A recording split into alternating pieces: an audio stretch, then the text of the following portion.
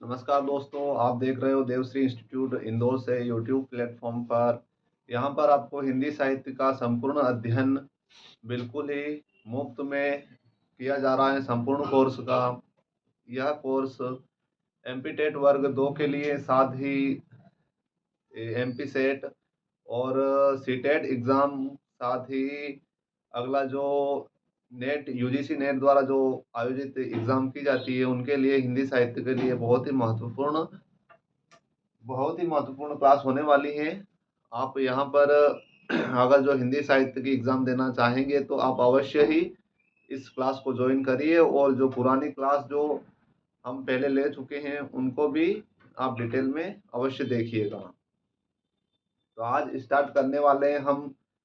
जो एक वैज्ञानिक, जो एक विद्वान थे हिंदी साहित्य के, हाँ, जो एक विद्वान बाकी थे गणपति चंद्रगुप्त, उनके बारे में आज हम पढ़ने वाले हैं। अभी तक हम 7 विद्वानों के बारे में पढ़ चुके हैं, तथा अगले विद्वान थे जो हिंदी साहित्य के इतिहास ग्रंथ में जो महत्वपूर्ण भूमिका निभाई थी, उन्होंने उनके बारे में हम पढ़ने वाले हैं। यह क्लास एसआई के लिए भी बहुत ही महत्वपूर्ण है, क्योंकि उसमें भी 70-80 नंबर की हिंदी आती है।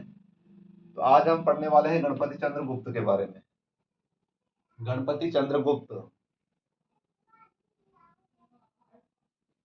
गणपति चंद्रगुप्त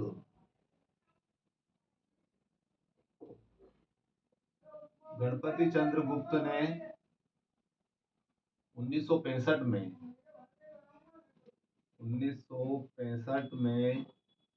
हिंदी साहित्य का वैज्ञानिक इतिहास, 1965 ईस्वी में हिंदी साहित्य हिंदी साहित्य साहित्य का वैज्ञानिक इतिहास,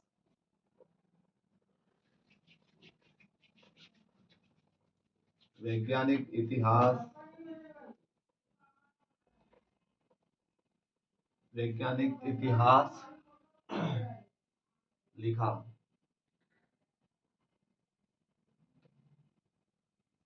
अगला जो उनका टॉपिक है वो, इसमें हिंदी साहित्य की नवीन व्याख्या की गई। इसमें हिंदी साहित्य हिंदी साहित्य हिंदी साहित्य की नवीन व्याख्या की गई।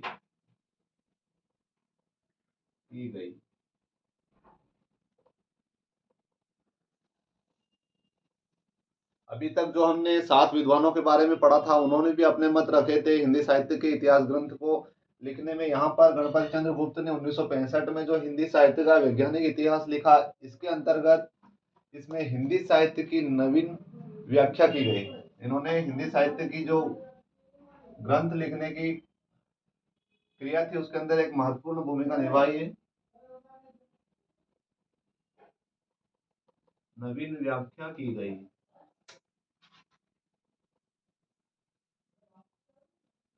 साथ ही अगले जो विद्वान हमने पहले जो पढ़े थे, जॉर्ज गियर्सन, उन्होंने जो 11 अध्यायों में हिंदी साहित्य को जो विभाजित किया है, उनके हम संपूर्ण जो 11 अध्याय है उनके बारे में हम पढ़ने वाले हैं। यहाँ तक आप समझ चुके होंगे।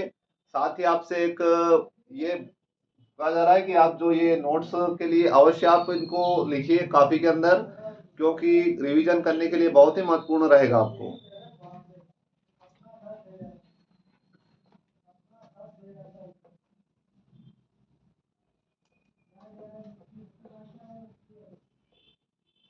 जॉर्ज गियर्सन के बारे में हम पढ़ चुके हैं पहले भी। हिंदी साहित्य के जो इतिहास ग्रंथ था, उसके अंतर्गत आज हम पढ़ने वाले हिंदी साहित्य का जो काल विभाजन और नामांकन था, उसके बारे में। हिंदी साहित्य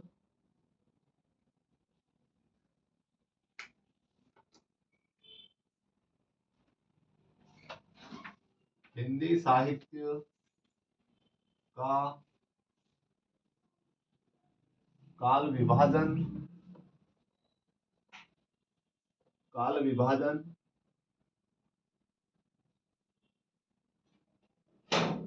और नामांकन।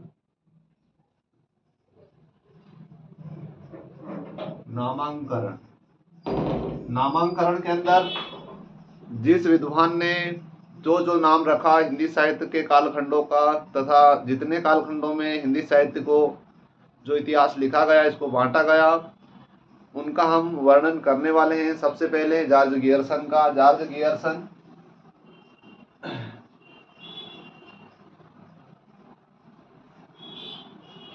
जॉर्ज गियर्सन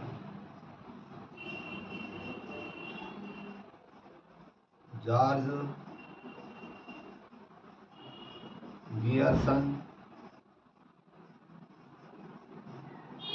का काल विभाजन काल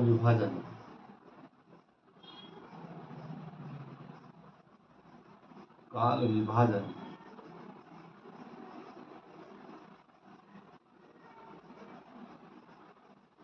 जॉर्ज गियर्सन ने इन्होंने हिंदी साहित्य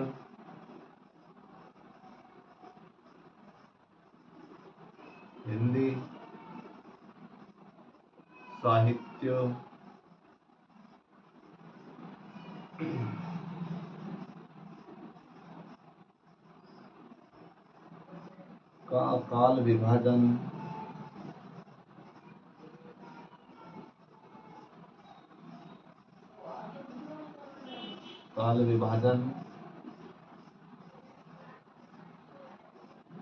का प्रथम प्रयास किया।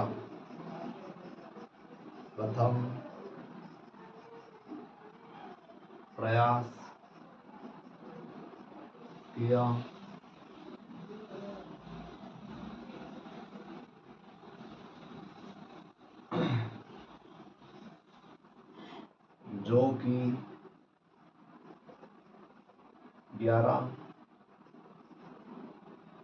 अध्यायों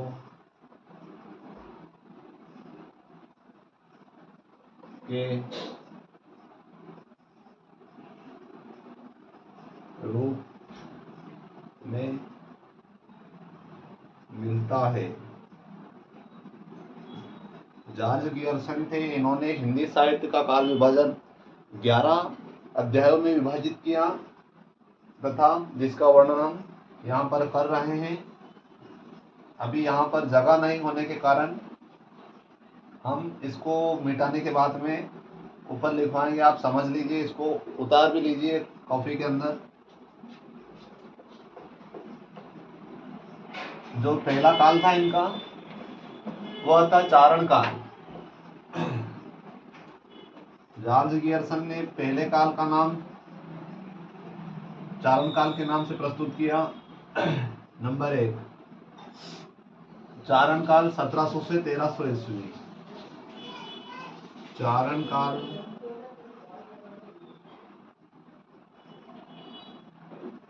1300 से 1700 ईस्वी। जो चारण काल प्रथम जो काल इन्होंने माना था वह काल था 1300 से 1700 ईस्वी तक तथा अगला जो इन्होंने काल विभाजन किया, अगला जो काल था इनका वह था 15वीं शताब्दी का धार्मिक पुनर्जागरण। 15वीं शताब्दी का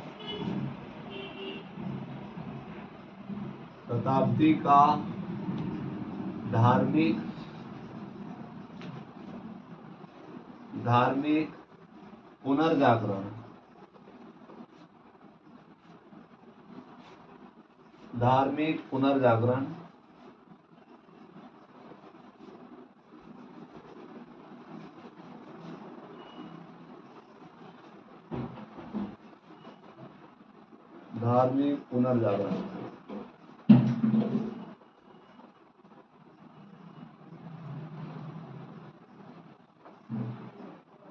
धार्मिक पुनर्जागरण 15वीं शताब्दी का धार्मिक पुनर्जागरण तथा जो तीसरा काल था इनका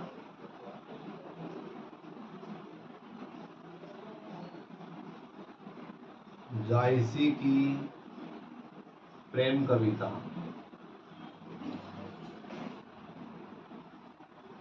जायसी की प्रेम कविता। बता अगला जो काल था चौथा, मुगल दरबार,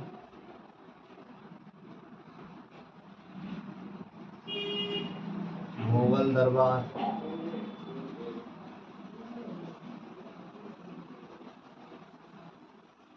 रीति काव्य, रीति काव्य,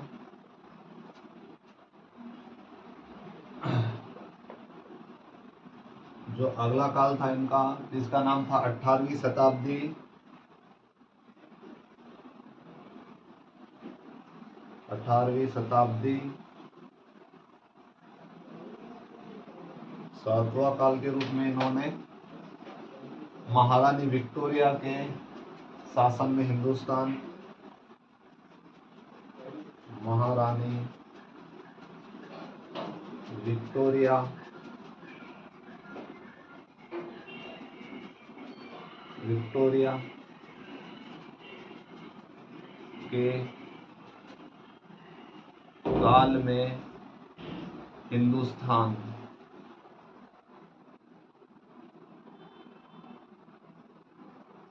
हिंदुस्तान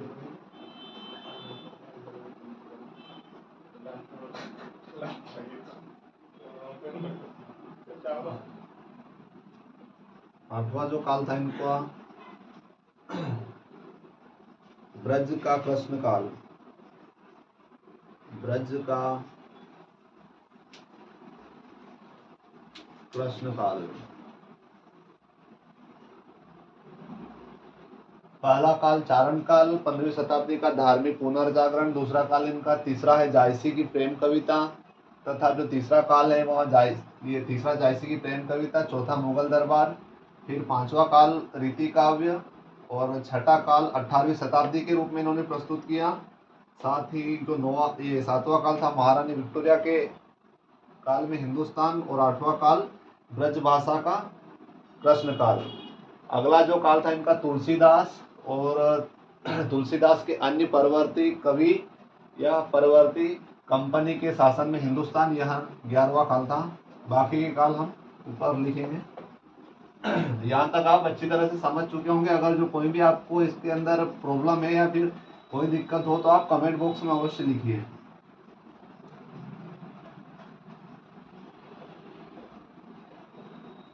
नौवें काल के रूप में इन्होंने तुलसीदास का नाम रखा।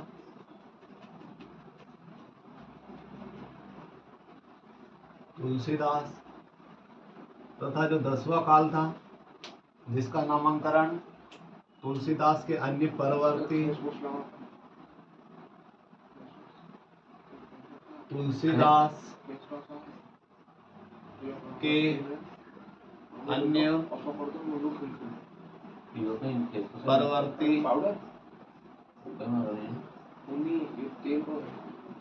परवर्ती कवि,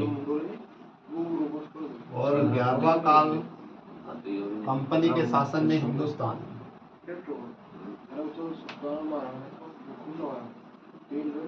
कंपनी के शासन में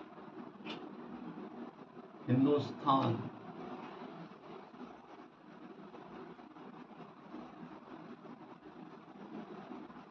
यह 11 कालों के रूप में इन्होंने प्रस्तुत किया।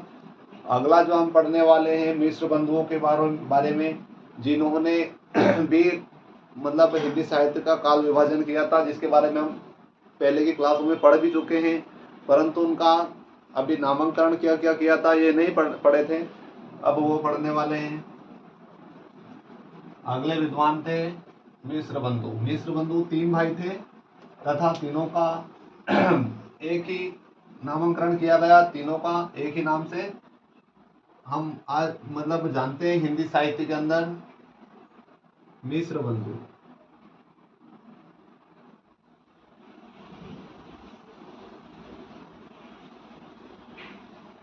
मिश्र बंधु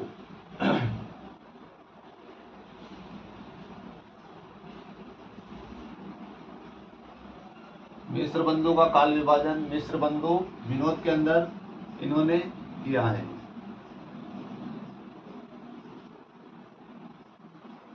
मिस्र बंधु विनो, यह एक इनका ग्रंथ है तथा इसके अंदर बहुत सारे कवियों का वर्णन है। मिस्र बंधु विनोद के अंदर यह सन 1913 में प्रकाशित हुआ, 1913 ईस्वी।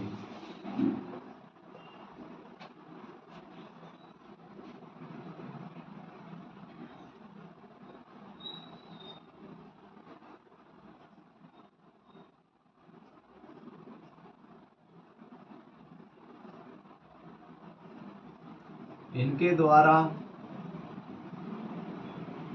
किया गया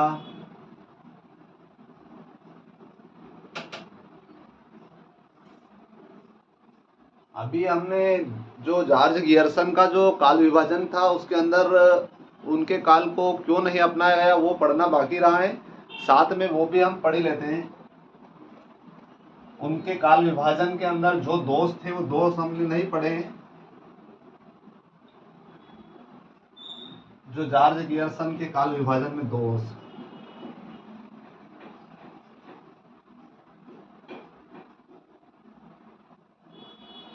काल विभाजन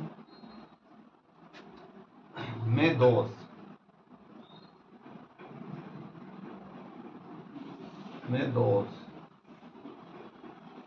क्या समस्या थी, क्या कमी थी जॉर्ज गियर्सन के काल विभाजन में, जो कि उनका काल विभाजन इतना महत्वपूर्ण साबित नहीं हुआ, जिसके बारे में हम पढ़ने वाले थे। पहला पॉइंट है, यह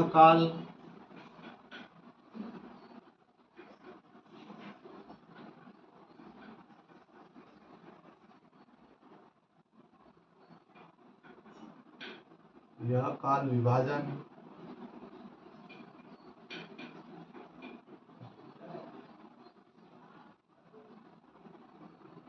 की विधि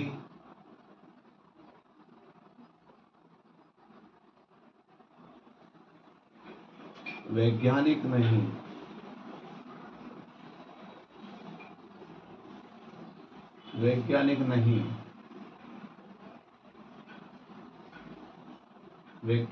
थी इनकी जो काल विभाजन की जो विधि थी वो। अगला जो पॉइंट है वह है, इन्होंने जो नामांकरण किया है उसमें त्रुटि थी, नामांकरण में त्रुटि, साथ ही 11 अध्यायों की बहुत बड़ी लंबी श्रृंखला थी, इसीलिए भी यह इतना ज्यादा विकसित नहीं हुआ। 11 अध्याय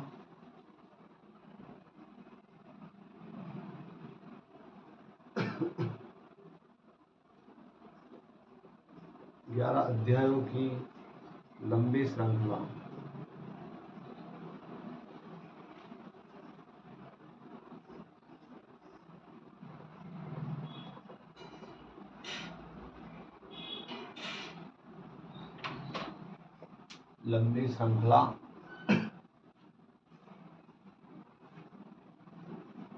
तक संगत नहीं,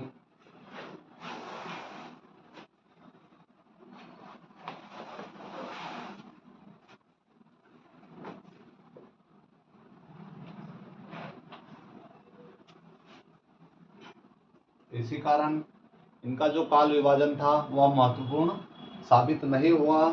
तथा अगले जो अब हम पढ़ने वाले हैं वह मिस्र बंधुओं के बारे में पढ़ेंगे। मिस्र बंधुओं के बारे में भी आपको पढ़ा दिया पहले, जो कि 3 भाई थे तथा तीनों ने मिलकर काल विभाजन किया था, जिसके बारे में हम अच्छी तरह से पढ़ चुके हैं। पर उन्होंने क्या क्या नामांकरण किया काल का वो हम पढ़ने वाले हैं। मिस्र बंधु,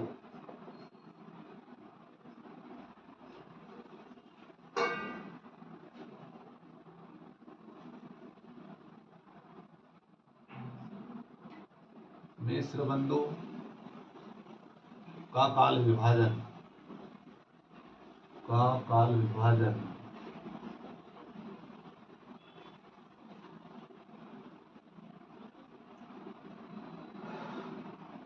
मिस्र बंधु का काल विभाजन। इन्होंने एक ग्रंथ लिखा था जिसका नाम था मिस्र बंधु विनोद। मिस्र बंधु विनोद।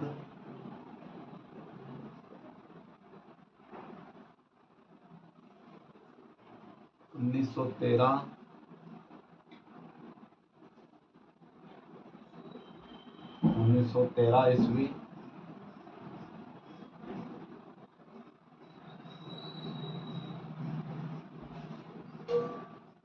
इनके द्वारा किया गया काल विभाजन काल विभाजन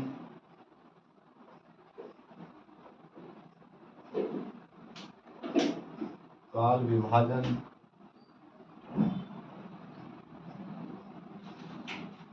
गियर्सन के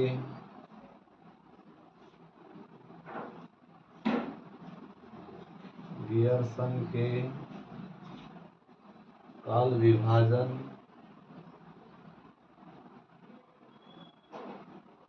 से अधिक विकसित था।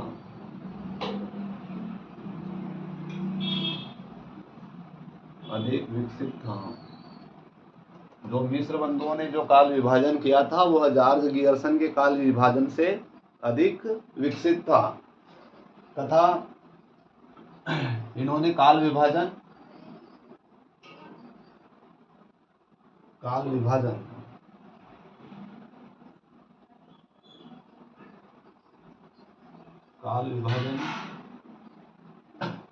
जो पहला काल विभाजन का जो इन्होंने नाम रखा था, पहले काल को इन्होंने प्रारंभिक नाम से पुकारा। प्रारंभिक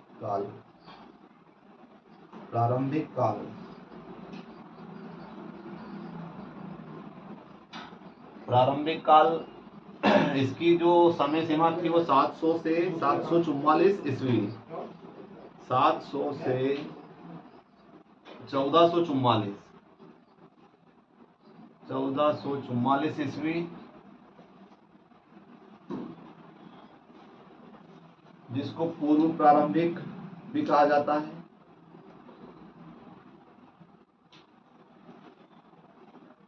पूर्व प्रारंभिक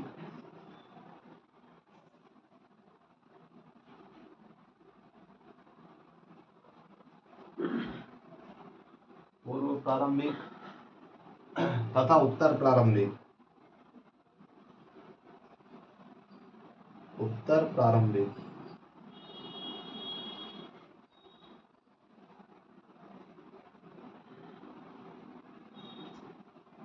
पूर्व प्रारंभिक और उत्तर प्रारंभिक दो भागों में इन्होंने इसको विभाजित कर दिया।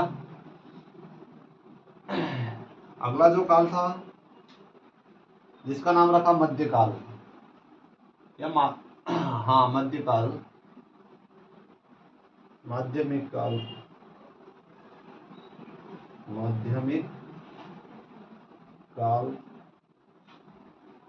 जिसका समय 1445 से 1679 तक का समय रहा। साथ ही अगला जो तीसरा जो काल का जो नामकरण किया इन्होंने,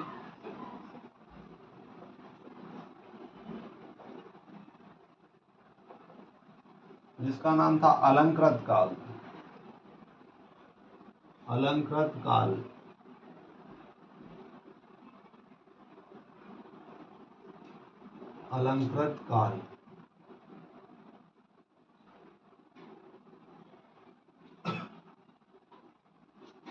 जिसका समय था 1681 से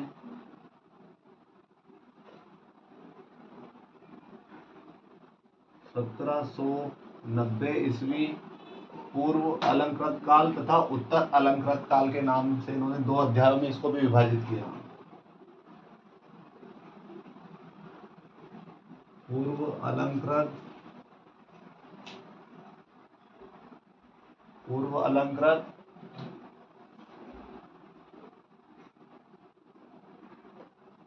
पूर्व अलंकृत काल,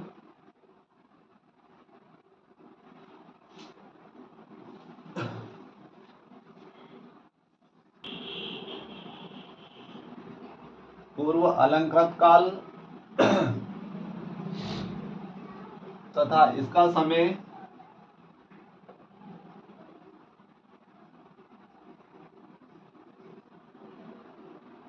1791 से 1889 तक, 1889 ईस्वी तक। उत्तर मध्यकाल, ये पूर्व अलंकृत काल यहाँ से यहाँ तक रहा, बट और अगला जो काल था इनका उत्तर मध्यकाल। पूर्व के बाद में उत्तर अलंकृत काल, उत्तर अलंकृत काल, जो कि 1791 से 1889 ईस्वी, यह इसका समय था। साथ में उत्तर का जो उत्तर अलंकृत काल है उसका 1791 से 1879 तक का समय है। अगला जो चौथा काल था जिसका नाम इन्होंने लिखा परिवर्तन काल,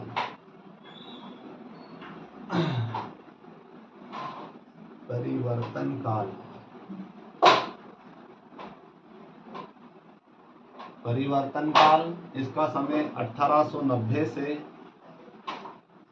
1890 ईस्वी से 1924 ईस्वी तक का समय रहा। अगला जो काल विभाजन था जिसको वर्तमान काल के नाम से इन्होंने पुकारा, नंबर 5, वर्तमान काल। वर्तमान काल का समय 1926 से 1926 ईस्वी से वर्तमान तक, यानी कि अभी तक का जो कालखंड है इसको वर्तमान काल के नाम से पुकारा। हम यहाँ पर मिस्र बंधुओं की जो काल विभाजन थे उनके बारे में भी अच्छी तरह से समझ चुके हैं तथा इनके काल विभाजन में जो त्रुटियां रही अब उनके बारे में हम पढ़ने वाले हैं।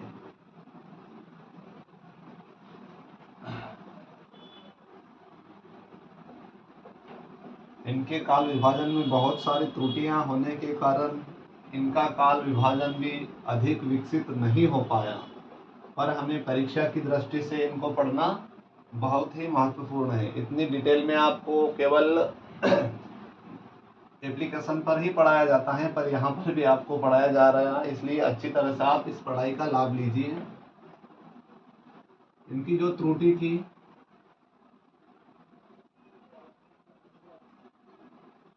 त्रुटि काल विभाजन का नामांकन सही नहीं, काल विभाजन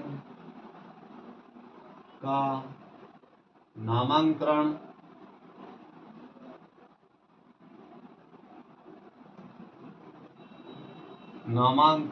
सही नहीं।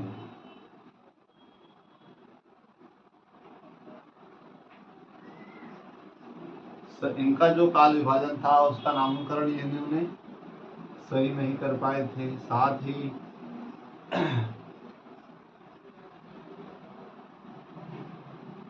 परिवर्तन काल अनावश्यक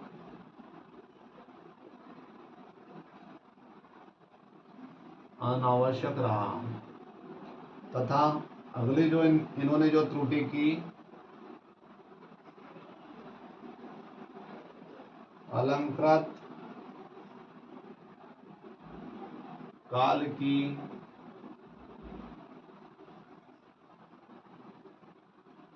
स्पष्ट व्याख्या नहीं की। स्पष्ट व्याख्या नहीं। इस कारण से मिस्र बंधुओं का काल भी अविकसित रहा तथा हिंदी साहित्य में इनके काल विभाजन को भी उतना उचित स्थान नहीं मिल पाया।